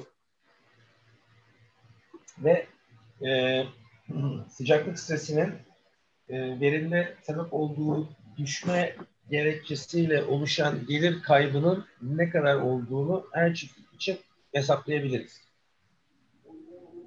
That way, we are also able to calculate an estimation for the return on the investment for the farmer. Dolayısıyla buradan yola çıkarak yapılacak serinletme yatırımının geri dönüşünün ne kadar olacağını da rahatlıkla hesaplayabiliriz. And the yield is maybe representing 50% of the loss or something like that when we are talking heat stress, because it's not only loss of milk. Sıcaklık stresi belki %15'lere varan süt düşüşüne sebep olabilir ama süt düşmesi tek başına bir kayıp değildir. Sadece süt düşmesi bir kayıp değildir. You also have to take into consideration the reproductivity rate going down, and as well more inflammation in the herd. Süt düşmesinin, verim düşmesinin yanı sıra üremedeki aksama ve üremedeki aksama bir şey daha dedi. Yani hastalık oranındaki artış da kayıpları arttırır. So that leads us to the next slide. Excuse me, can I ask a question now? Yes, please. You mentioned about the coordinates and the climate situation. Is it valid for Turkey now, or we can ask for such an a study for a specific farm? Türkiye için bu hesabı yapabilir miyiz diye sordu beyefendi. It is possible, if I understand your question correct, it is possible to have a climate profile for your specific farm if you have the coordinates of the nearest village, yes. Yeah, well, how can we proceed for this? Where shall I send an email of the coordinates to you? Please send this to Sumer, and then we will discuss this together. So okay then. Okay then. Bir form gönderdim. Katılımcılar doldururlarsa size daha fazla bilgi göndermek için hem bilgilerinizi alacağız hem de eğitimi değerlendirmenizi rica etmiştik. Onu doldurursanız zaten alırım ben Süleyman Bey'den iletişim bilgilerinizi. Tamam, teşekkürler. Sağ olun. Thank you. Thank you very much for the question. And the next slide leads me to my colleague Mikkel, who will explain you about the controller and what we are able to do with our controller. Here you go, Mikkel. Şimdi sözü arkadaşıma bırakıyorum. Kontrol ünitesinden ve bununla neleri kontrol edebildiğimize dair bilgileri aktaracak. Yes, thank you very much. And as I mentioned before in the start, I'm Torben's colleague in Denmark, a sales manager colleague managing the Eastern European markets. Merhaba, ben Mikel. Doğu Avrupa pazarlarına bakıyorum.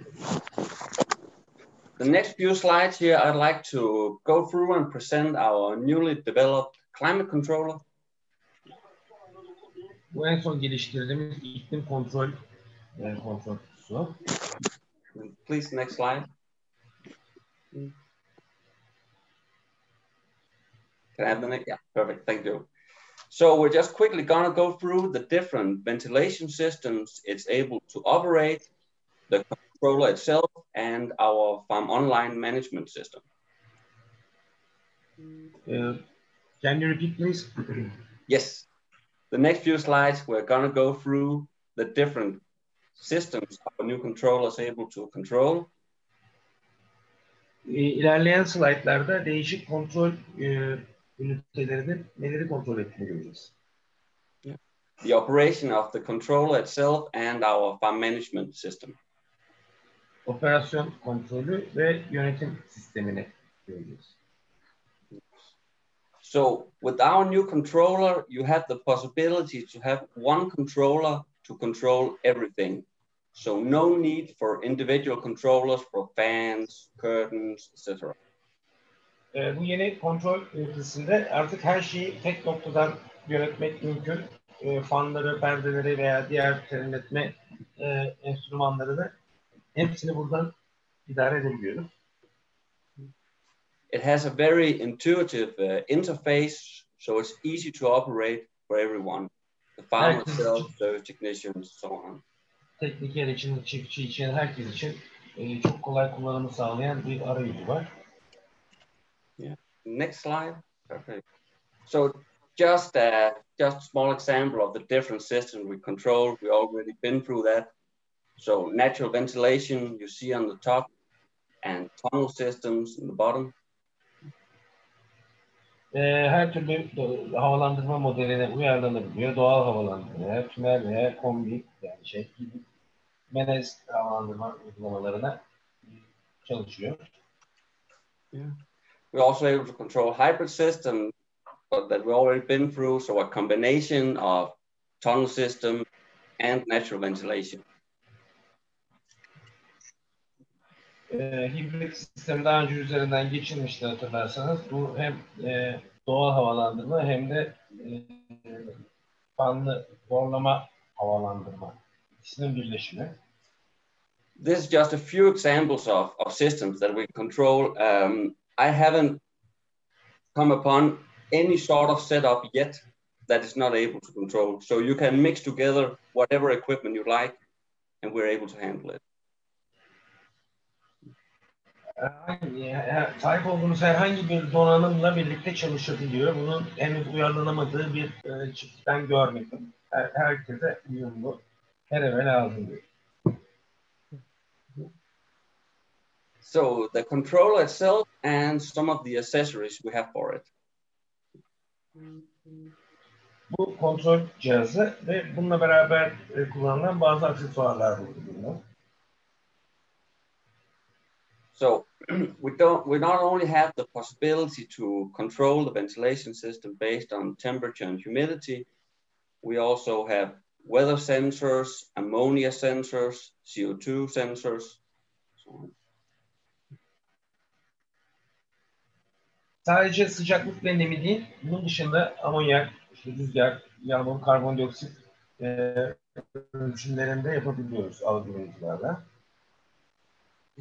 All the sensors are of very high quality, and it's sensors that we manufacture ourselves through our sister company, Dull Sensors, also in Denmark.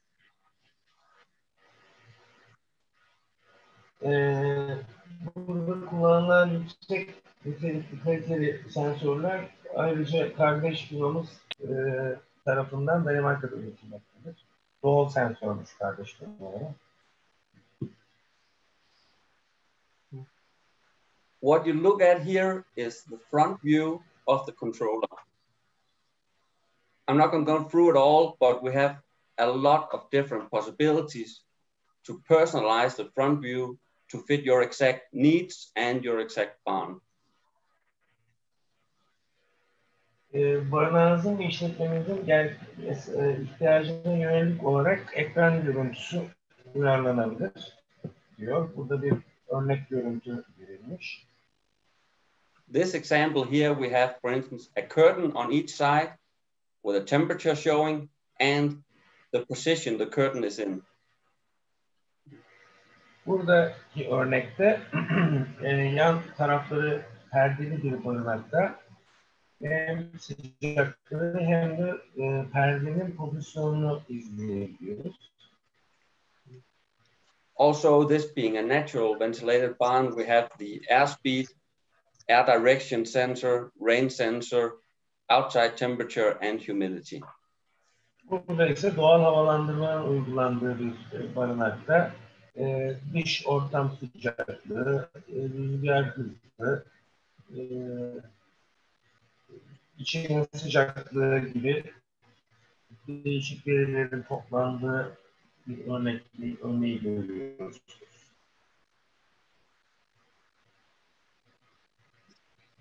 As an option, you can buy our farm management system called Farm Online. O seçenek olarak bizim çiftlik yönetim sistemimizi de alabilirsiniz. Bu da Farm Online adı. What this gives you is the possibility to remotely access your controller and collect climate data. So you can access it from your PC at home or on an app mobile phone.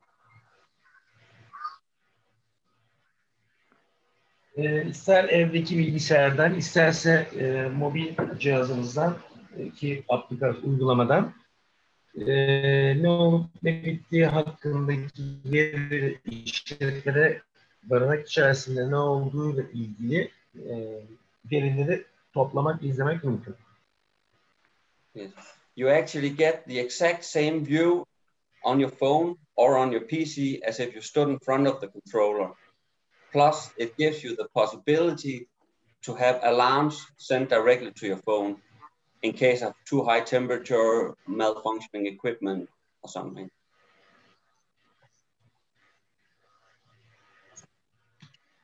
Burada kontrol ünitesinin ekranında gördüğünüz ekranın aynısını mobil cihazınızda veya bilgisayarınızdan görüyorsunuz. Olası alarmları da bu uygulamadan size uyarıları gönderiyor. Mesela çalışmayan bir donanım olabilir veya aşırı yüksek sıcaklık olabilir. Bu tür uyarıları da görebiliyoruz.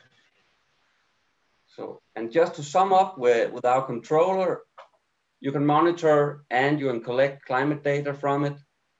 It has a user-friendly 10-inch touchscreen that uses the same technology as your mobile phone does. Bunun dokunmatik ekranıyla adeta şeydeki gibi mobil telefonunuzda olduğu gibi menüler içerisinde gezebiliyorsunuz. We have a special developed control method of the ventilation to ensure maximum energy efficiency, and it comes in more than 40 languages, Turkish included. Türkçe dahil 40 dilde geliyormuş bu kontrol ünitesi ve en düşük enerji tüketim maliyetiyle işletmenin havalanmasını sağlamak mümkün oluyormuş. I think that was it from me about the controller. Thank you very much. Kontrol ünitesiyle ilgili benden bu kadar. Dinlediğiniz için teşekkürler der. Thank you. Teşekkür ederiz. Şimdi sorular ve görüşleri, deneyimleriyle devam edebiliriz. Söz almak isteyen, soru sormak isteyen lütfen buyursun.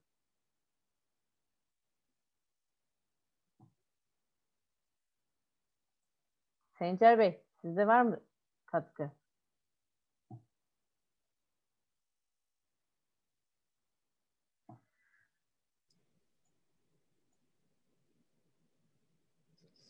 Sesiniz gelmiyor Sencer Bey.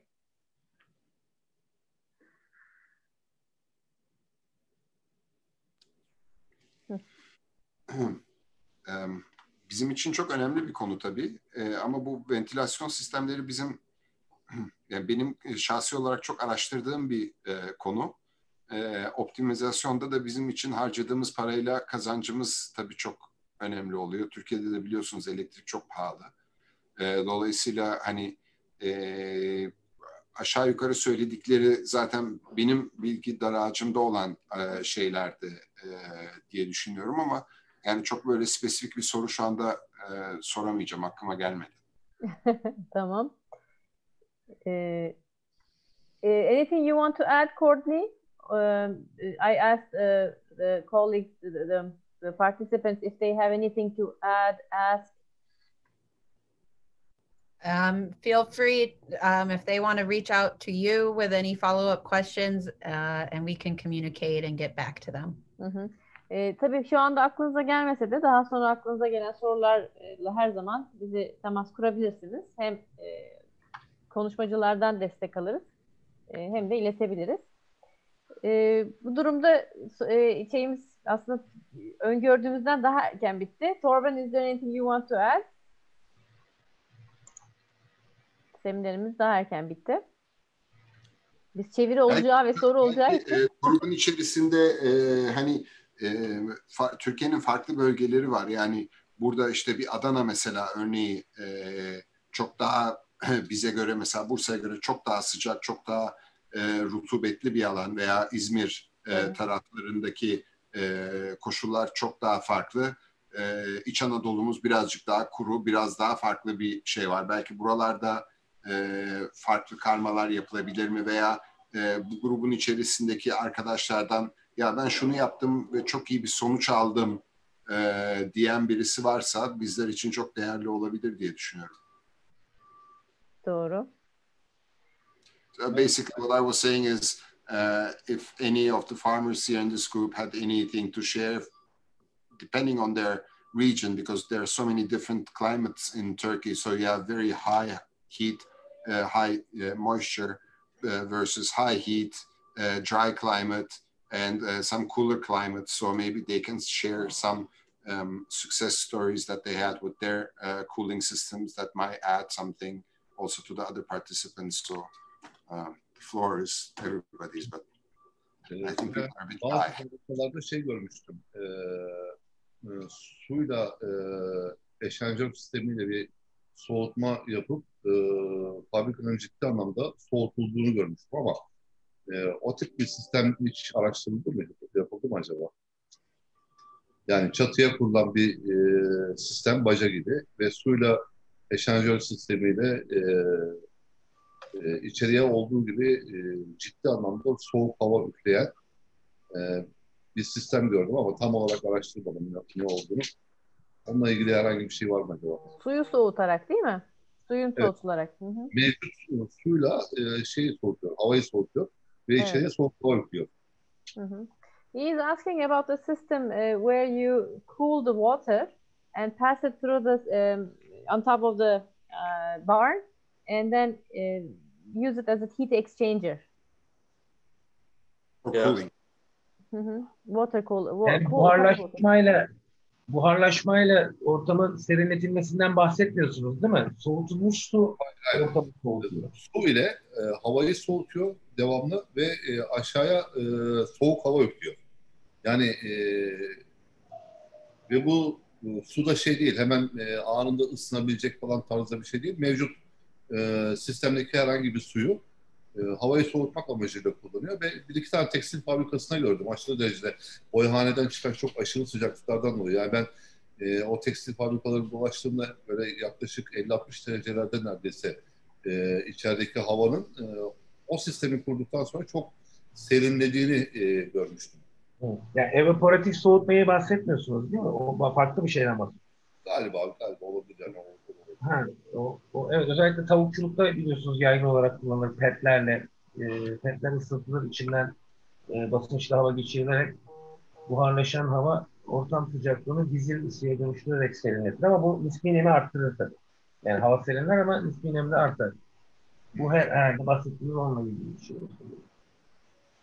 Bu anladığım kadarıyla şey de var. Hakan Bey'in söylediği olayda evlere de alınabilen bir sistem. Yani dışarıya hava vermiyorsun esasında. Sadece suyla yani radyatör sistemi gibi esasında serin suyun geçtiği yerden havayı soğutup o serin havayı galiba aşağıya üflettiği bir sistemden bahsediyor. Öyle yanlış anlamıyorsan değil mi Hakan Bey? Doğru, öyle bir sistem. So the question would be are there any other options in terms of cooling methods for hotter climates where just regular fans won't cool enough, so where you can use maybe some water radiator systems running water through it, cooling the air and then pushing the air like that down. Is there the question of Mr. Çelikar was Is there any type of cooling that you know of that is effective? Yes, I can. Okay, go ahead. Okay. Just quickly we would recommend evaporative cooling pads, and those are beneficial in climates that are hot and dry. But if there is a lot of moisture already in the air, they will not be effective. Mikkel? Yes, exactly. Like Courtney said, water evaporation through pad cooling. And we also have that in our portfolio. And it's something we're selling a lot in hot and dry areas. Some places in Turkey are that, the Middle East in general. So it's a way you utilize pulling energy out of the air by evaporating water. So you're increasing the humidity of the incoming air, but at the same time, you're decreasing the temperature. So it's the difference between the actual humidity and 100% humidity. That's the range you have to play around with. And then we normally recommend not cooling more to maximum 80% humidity. Bu evaporative padler var biliyorsunuz, soğutmada kullanılan. Onlar da mevcut ama Türkiye koşullarında nemin olduğu ortamlarda özellikle bunu önermiyoruz diyor. Bu daha çok kuru, nem oranı düşük memleketlerde veya şehirlerde uygun. Yani bizim de belki Urfa'mızda uygun. Bu şekilde bir sistem de var pedlerle, soğutucu pedlerle. Mikkel, you said that what's the temperature? What's the percentage that you can play with? From you have the current humidity in that specific location you are. Let's say that's 60% humidity. Mm-hmm. Then by adding water to the air, by the air pushing through a pad with drenching water above, you're then increasing the humidity. Our controller with the humidity sensor will then make sure that you're not cooling up to more than 80% humidity, for example. And then the drenching of water will stop. When the humidity goes below, it will start up again.